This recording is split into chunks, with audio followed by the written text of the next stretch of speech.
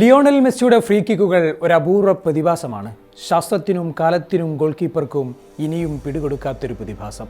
ചിലപ്പോൾ വായുവിൽ പ്രണയത്തിൻ്റെ വില്ലുതിർക്കും, മറ്റു ചിലപ്പോൾ പുൽത്തകിടിയെ ചുംബിച്ച് പാഞ്ഞുപോകും. മതിൽക്കെട്ടുകളെ നോക്കുകുത്തിയാക്കി ഗോൾ കീപ്പറുടെ കാവലിനെ ധിക്കരിച്ച് വലയെ പുൽകുന്നൊരു പ്രതിഭാസം. മുമ്പ് പറഞ്ഞതുപോലെ ഒരു മത്സ്യം ഒരിക്കലും നീന്തലിൻ്റെ താളം മറക്കില്ല. ഒരു മാനിനൊരിക്കലും തൻ്റെ പാദചലനങ്ങൾ മറക്കാൻ സാധിക്കില്ല. അതുപോലെ താൻ ചവിട്ടി നിൽക്കുന്ന മണ്ണ് എങ്ങനെ ഭരിക്കണമെന്ന് ഒരു സിംഹത്തിനാരും പറഞ്ഞു കൊടുക്കേണ്ടതുമില്ല.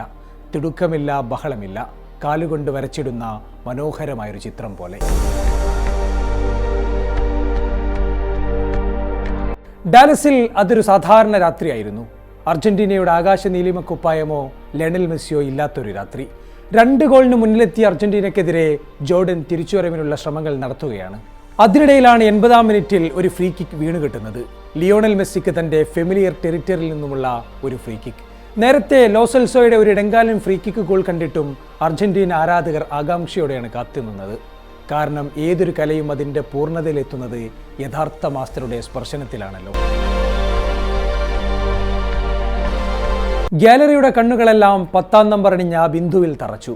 കിക്കെടുക്കാൻ വരുന്നയാളുടെ മുഖം കണ്ട ജോർദാൻ പട നെഞ്ചിടിപ്പോടെ ഒരു മനുഷ്യമതിൽ തീർത്തു. ഗോൾ പോസ്റ്റിനു മുന്നിൽ കീപ്പർ യസീദ് അബുലൈല സകല മുന്നൊരുക്കങ്ങളും എടുത്തു. ദീർഘനിശ്വാസങ്ങളോ ശക്തി സമാഹരണമോ ഇല്ലാതെ പന്തിലേക്ക് നോക്കി മെസ്സി സാവധാനം പിന്നോട്ട് നടന്നു. സ്റ്റേഡിയത്തിൻ്റെ ശ്വാസം ഒരു നിമിഷം നിലച്ചു. ലോകമാകെ ഇടങ്കാലിലേക്ക് കണ്ണുനട്ടു, വിസുവിതിർത്തു. മഞ്ഞുമല പോലെ ശാന്തനായി മെസ്സി മുന്നോട്ട് നീങ്ങി. വളഞ്ഞു വരുന്നൊരു മാരിവില്ല് പ്രതീക്ഷിച്ച ജോർഡൻ ഗോൾ കീപ്പർക്കും പ്രതിരോധ നിരക്കും തെറ്റി. ഒരു നിലം പറ്റിയുള്ള ഷോട്ട്.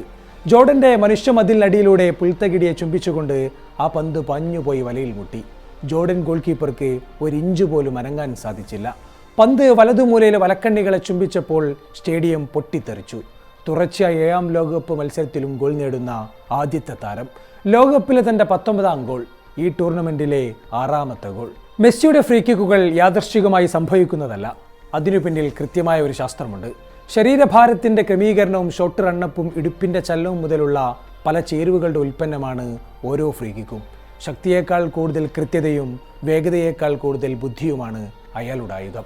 ബാഴ്സയിലെ തുടക്കകാലത്ത് ഫ്രീ കിക്കുകൾ റൊണാൾഡീഞ്ഞോയും ഡെക്കോയും എല്ലാമായിരുന്നു വീതം വെച്ചത്. പക്ഷേ കഠിനമായ പരിശീലനത്തിലൂടെ മെസ്സി തൻ്റെ ഫ്രീ കിക്കുകളെ രാഗി മിനുക്കിയെടുത്തു. അതിൽ മെസ്സിക്ക് മുൻ അർജന്റീന കോച്ചായ അൽഫിയോ ബസ്ലെയുടെ ഒരു ഉപദേശവും തുണയായിട്ടുണ്ട്. ഒരിക്കൽ ഫ്രീ കിക്ക് പരിശീലിച്ചു കൊണ്ടിരിക്കെ ബസിലെ മെസ്സിക്ക് ഒരാളെ ചൂണ്ടിക്കാണിച്ചു കൊടുത്തു. റിക്കൊൽമിയെ നോക്കി പഠിക്കാനായിരുന്നു ആ ഉപദേശം. പിന്നീട് അത് ഒരു തപസ്സായിരുന്നു. ബാഴ്സയിൽ എല്ലാവരും കളം വിട്ടിറങ്ങിയിട്ടും ഫിറ്റ്നസ് കോച്ച് ഇവാൻ ജോബ്രാവിനെ സാക്ഷി നിർത്തിയുള്ള നിരന്തര പരിശീലനം. ഒടുവിലെത്ത പന്തും പോസ്റ്റിൻ്റെ ടോപ്പ് കോർണറിലെ വലക്കണ്ണികളെ ചുംബിക്കുന്നതുവരെ അയാൾ ഇടങ്കാലിനെ ചലിപ്പിച്ചുകൊണ്ടേയിരുന്നു. കാലത്തിനനുസരിച്ച് മെസ്സി ഫ്രീ കിക്കുകളുടെ മനഃശാസ്ത്രവും പഠിച്ചെടുത്തുവെന്ന് പറയാം. മതിലിനപ്പുറത്തേക്ക് കടത്തുന്നതിനപ്പുറം ഗോൾ കീപ്പറുടെ കണ്ണുകളെയും കാൽപ്പാടുകളെയും പഠിച്ചുള്ള കിക്കുകളാണ് തൻ്റെ രഹസ്യമെന്ന് മെസ്സി തന്നെ തുറന്നു പറഞ്ഞിട്ടുണ്ട്. അഥവാ ഇന്ന് കണ്ടതൊരു അപൂർവതയല്ല, ഭാഗ്യവുമല്ല. കഠിനമായ പരിശീലനത്തിലൂടെയും അളന്നു തിട്ടപ്പെടുത്തിയ തന്ത്രങ്ങളിലൂടെയും അയാൾ പുൽത്തകിടിൽ നെയ്തെടുത്ത പൂർണ്ണതയുടെ ഒരു അടയാളമായിരുന്നു അത്.